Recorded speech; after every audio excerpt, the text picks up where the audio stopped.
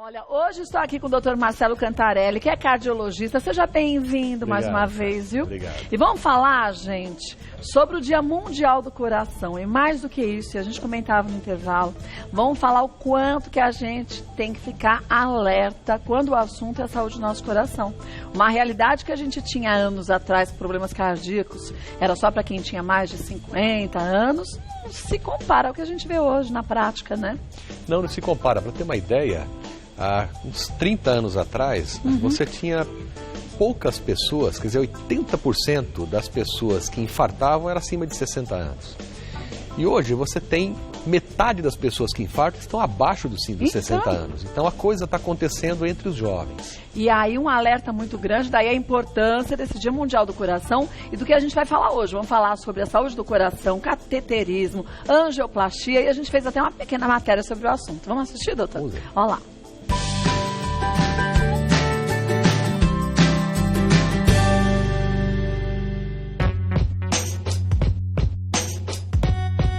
O coração é o órgão essencial para a nossa vida.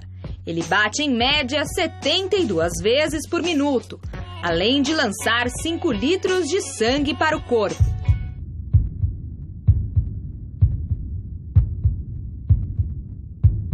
Hoje, 29 de setembro, é o Dia Mundial do Coração. Data para conscientizar a população sobre as doenças cardiovasculares, que, de acordo com a Organização Mundial da Saúde, afetam mais de 17 milhões de pessoas ao redor do mundo e matam mais de 300 mil pacientes.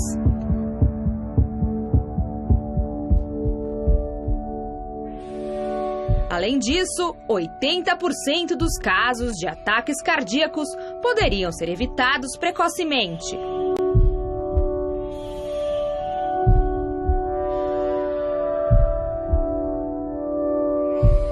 Por isso, saiba mais sobre os problemas do coração e tire suas dúvidas a respeito do cateterismo cardíaco e angioplastia, agora em Mulheres.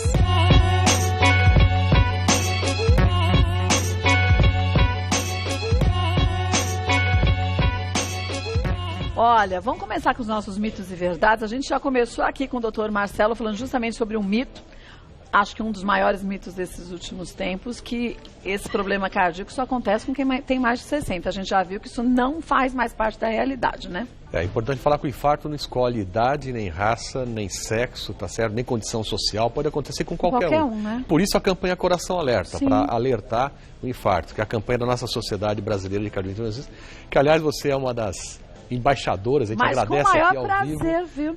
Vestiu a nossa camiseta, o nosso coraçãozinho, a gente agradece e isso é importante. Eu acho que todo mundo deveria abraçar essa causa, porque essa informação é a prevenção que vai salvar a gente, não é? De muitos problemas que depois, em alguns casos, são irreversíveis, né, doutor Marcelo? Sem dúvida, sem Dá para brincar. Vamos ver nosso mito ou verdade? O primeiro deles, qual é? O cateterismo cardíaco é perigoso. Isso é um grande mito. Antigamente, vamos voltar uns 40 anos atrás, fazer cateterismo era que nem ir para a morte. Um exame que demora 2 horas, passa mal, pode morrer lá, pode morrer, vai cortar o braço e tal. Hoje a gente usa materiais fininhos, catéteres fininhos que estão na mesa aqui, que você pode ver. Olha lá. A gente não corta nada, a gente faz o cateterismo por dentro do introdutor, que é colocado numa artéria, que a gente pode fazer por aqui, pelo pulso, faz por aqui. E usam esses materiais fininhos que vão usar, esse é o catéter que vai injetar um contraste e através dele que a gente vai enxergar as coronárias. Então daqui, dessa pontinha, a gente tem uma microcâmera depois que a gente vai conseguir enxergar? Nesse lugar a gente injeta um contraste iodado que através do intensificador, do raio-x, a gente enxerga toda a árvore coronariana.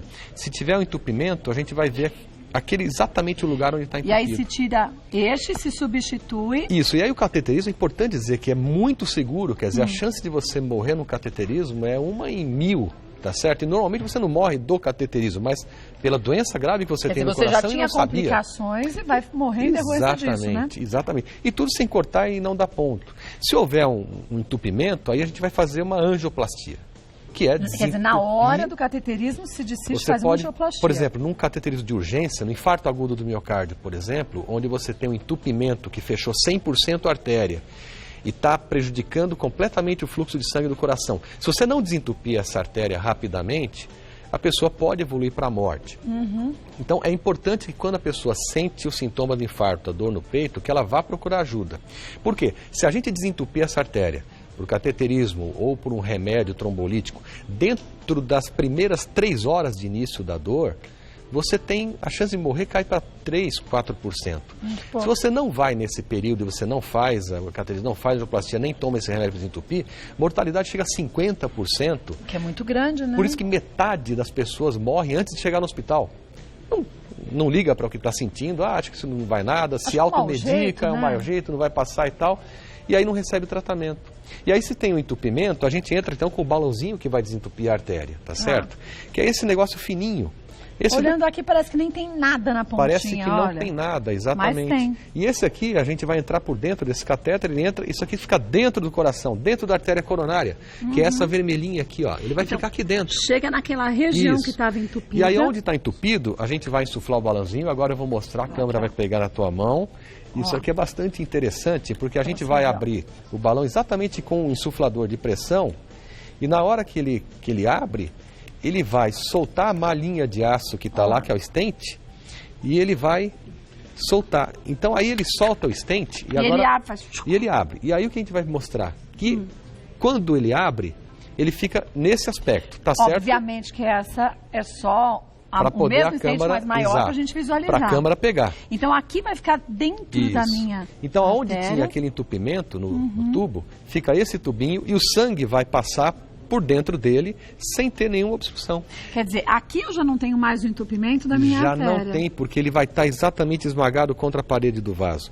O sangue passa daqui, funciona normalmente e essas hastes metálicas mantêm a artéria aberta, evitando que ela volte normalmente a fechar. A gente aqui tem, olha, até desenhando ficar fácil para você em casa entender, o catéter, depois aqui, ó, o balão desinflado, como a gente mostrou, e na última o balão inflado, esmagando a placa, como o doutor Marcelo mostrou pra gente, num tamanho bem maior ali, para ficar fácil de visualizar, né? Isso, porque nós temos os balões que não tem o stent em volta. Quando está muito entupido e muito duro, você vai primeiro com esse balão para abrir um caminho, e aí depois você coloca esse que tem o stent. Então, gente, agora veja só, isso aqui é quando você já está com o problema. O melhor seria que a gente cuidasse do nosso coração para que a gente não chegasse a esse ponto, né? Isso, a prevenção sempre é a melhor estratégia, né? E aí a gente tem que ver se a pessoa tem casos de problemas cardíacos na família, a atenção tem que ser redobrada, colesterol alto, hipertensão, todos aqueles pontos que a gente já sabe, né? Isso, que são os fatores de risco para desenvolver o entupimento do coração. Além da herança genética, que é o único fator que a gente não consegue mudar. Mas se a gente levar uma vida saudável, a gente consegue reduzir muito a chance de desenvolver a doença, mesmo tendo a herança genética. E quais são os outros fatores que esse sim a gente consegue mudar? Então, é o que você falou, além da pressão alta, o tabagismo, também, o colesterol alto, o diabetes, a obesidade, porque a obesidade vai levar ao colesterol alto, à pressão alta, ao diabetes. E, além disso, hoje uma coisa que é muito frequente, duas coisas que caminham muito próximas, o sedentarismo e o estresse. Então hoje a gente não tem tempo para nada, a gente corre estressado para lá e para cá. O estresse, ele desgasta realmente as artérias do coração, ele facilita o que o colesterol atue ali e forma aquele entupimento. E o sedentarismo também. Então a atividade física é super benéfica porque ela reduz colesterol, reduz a chance de diabetes e reduz pressão alta. Então, já controla vários problemas, exatamente, né? E perde peso. Ótimo. Então, quer dizer, a saúde do seu coração agradece depois, né? Exato, sem dúvida. Vamos ver mais um mito ou verdade? Olha, o procedimento da angioplastia e do cateterismo cardíaco é o mesmo, como a gente mostrou. Exatamente. Então agora o telespectador sabe, quer dizer, isso daqui é um mito porque os procedimentos são diferentes. No cateterismo a gente vai ver se tem entupimento. Caso tenha. Caso tenha, aí nós vamos fazer a angioplastia, que é um tratamento. Vamos ver mais um?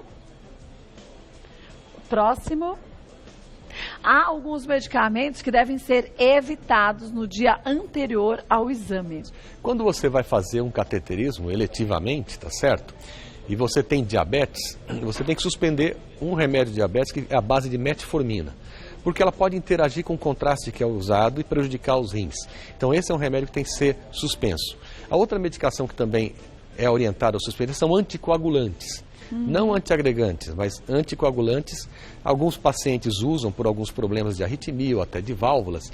E aí o anticoagulante a gente também orienta a suspensão para reduzir a chance de sangramento durante o exame. Tá. Fora isso, gente, o resto dos medicamentos, se o seu Tudo médico igual. não falou para você não tomar naquele dia, tome. Exato. Porque senão você pode ter outra complicação, não em decorrência do cateterismo, da falta do seu medicamento, né? Perfeito, principalmente pressão alta, né? Então. Porque a pressão alta, quando a pessoa toma remédio, ela está controlada porque o remédio está controlando. Sim, parou de Se tomar. você para, a pressão vai subir de novo. Vamos ver mais um? Mesmo depois de ter as artérias desobstruídas, o paciente que infartou ainda pode ter complicações. Isso é uma verdade, porque depende muito do tempo em que a pessoa ficou com a artéria entupida. Então vamos dizer que demorou para fazer o atendimento, demorou para fazer a angioplastia, já pode ter um certo dano para o músculo do coração. Ele pode desenvolver uma insuficiência cardíaca, por exemplo, né?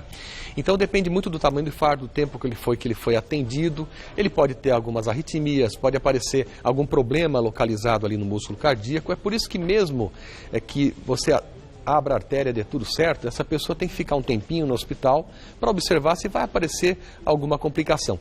Via de regra, o que ajuda? Ir rápido ao hospital. Sim. Quanto mais rápido você abrir a artéria, Melhor, menor a né? chance de ter problema. Agora, depois tem que mudar os seus hábitos de vida, né? Não, sem dúvida, porque a doença ela é contínua, tá certo? Você não vai curar com isso aqui. Obviamente, se você continuar pelo mau caminho, Quer dizer, sem fazer atividade fumando, física, sem atividade fumando, física, bebendo, perfeito. gordo, etc., né? Você vai ter um outro problema daqui a algum tempo. A gente não sabe quando, né? Meses, anos, etc. É uma mas bomba que é você uma está bomba. segurando, né? Então você tem que realmente tratar a causa, a base. Então essa é a prevenção. Olha, a Paula diz o seguinte: ouvi dizer que quem está sofrendo um infarto precisa tossir com frequência. Isso é verdade? Existe essa teoria que, na verdade, é o seguinte: quando você tosse, você aumenta a pressão sanguínea, a pressão com que o sangue entra nas coronárias. Isso é um recurso que até a gente usa às vezes. Então, teoricamente, ajudaria. Mas do ponto de vista científico, assim, não existe nada comprovado que realmente isso funcione. Tem que correr para o Mas hospital, né? não vai ficar tossindo, em forçando. casa, O negócio né? é ir até o hospital. Tá certo? Agora, lembrar que dizem, né, quem sofreu um infarto, que a dor é tão grande, que você fica meio que, às vezes, fazendo o oposto, segurando um pouco a respiração, né? Como se segurar aliviasse, né? O mais frequente é realmente a dor ser muito importante. Entretanto, a gente tem que falar uma coisa que é muito verdade. Algumas pessoas, principalmente mulheres, diabéticos, pessoas que já operaram o coração e os idosos, a dor não é tão forte. Então é um grande problema, né? E aí pode realmente confundir, não vou ao hospital. Por isso que, estatisticamente, as mulheres, os idosos, os diabéticos demoram mais a chegar no hospital. Ou seja, perdem um tempo que é importante para receber... Aquelas horas, como você exatamente, disse, né? do tratamento. Agora, existem casos que a pessoa, quando vai fazer um eletrocardiograma, ali aparece que ela sofreu um infarto e ela fala, mas eu não senti dor nem nada, eu não senti mal-estar. São pequenos infartos também que podem acontecer? Exato, às vezes o infarto foi muito pequeno e às vezes acontece isso. A pessoa não sentiu uma dor forte, Um enjoo, alguma mas coisa, né? sentiu outros sinais de infarto, que é o suor frio, um enjoo, uma tontura, uma falta de ar, um mal-estar. E não deu bola, chorar. Eu acho que é porque eu vou dar uma deitadinha, porque eu acho que eu não comi, alguma coisa que me fez mal e tal. E passou. E por sorte sobreviveu, né, Sim, ao infarto. por sorte mesmo. E aí, lá na frente faz, mas escuta, mas você teve um infarto aqui e passou desapercebido. Isso realmente pode acontecer. Então tem que ficar atento aos pequenos detalhes, nos sintomas, Exato. né? Vamos ver mais um? Jéssica, vou me submeter a um cateterismo cardíaco. Quais cuidados devo ter antes e depois da realização do exame?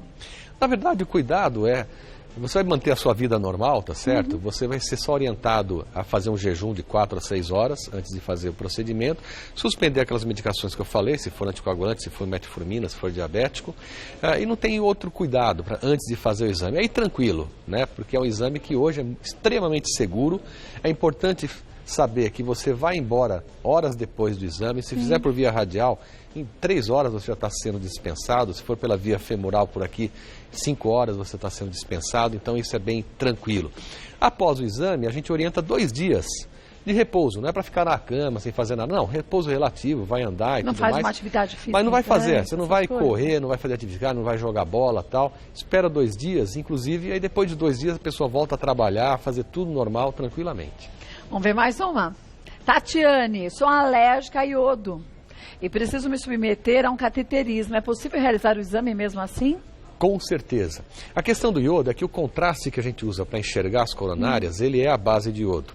Só que, ultimamente, quer dizer, os contrastes mais modernos, eles têm uma taxa de iodo muito menor.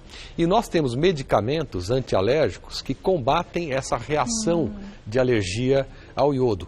Para qualquer exame. Então, exames que usam contraste iodado, a tomografia, algumas tomografias usam, alguns raios-x usam também, contrastados, e o cateterismo é um deles. Então, hoje a gente tem medicamento que a pessoa toma alguns dias antes, vai lá, faz o exame, extremamente seguro, sem problema. Mas tem que avisar o médico, é para isso você tem que saber o que você tem de alergia, né? Sempre, tem que avisar, sempre. E olha, gente, aquelas tais plaquinhas que a gente tanto te atormenta aqui falando disso, para você ter, sabe, quem é muito alérgico é importante, né? Vai que sofra um acidente, alguma coisa do gênero e não sabe ali, quando você vai ser atendido, ninguém sabe quais são as suas alergias sérias a medicamentos, é importante, né? Isso faz parte da segurança, então todo hospital que tem protocolos rígidos de segurança, e hoje tem para os tais acreditados, é obrigatório, né, durante a checagem da enfermagem ou do médico, perguntar que alergias o senhor tem. Ah, tem alergia, então ele recebe uma identificação no prontuário que é alérgico a iodo, ou que é alérgico a aspirina, por exemplo, ao medicamento, qualquer coisa. Então, isso tudo é muito levado a sério para não ter esse tipo de problema. Porque, gente, tem muita gente que acha, vou eu dizer que sou alérgico a ácido acetilsalicílico. Chega na hora, eu não vou tomar isso, mas tem outros medicamentos que podem ter essa substância e dá uma complicação séria depois no exame ou mesmo na cirurgia, né, doutor? Sim, sem dúvida. Por isso que a gente tem que conhecer alergias a antibióticos, alergias anti-inflamatórios, quer dizer, existem vários tipos de alergia e isso realmente não esconda nada do médico. Acho que essa é a questão. Você pode esconder de qualquer um, menos o médico. Não né? esconda, porque eu acho que não vai dar certo esconder. Vai complicar a sua vida. Vou passar para vocês os contatos do Dr. Marcelo Cantarelli, que é cardiologista. Ele é presidente da Sociedade Brasileira de Cardiologia Intervencionista. O site é o www.sbhci.org.br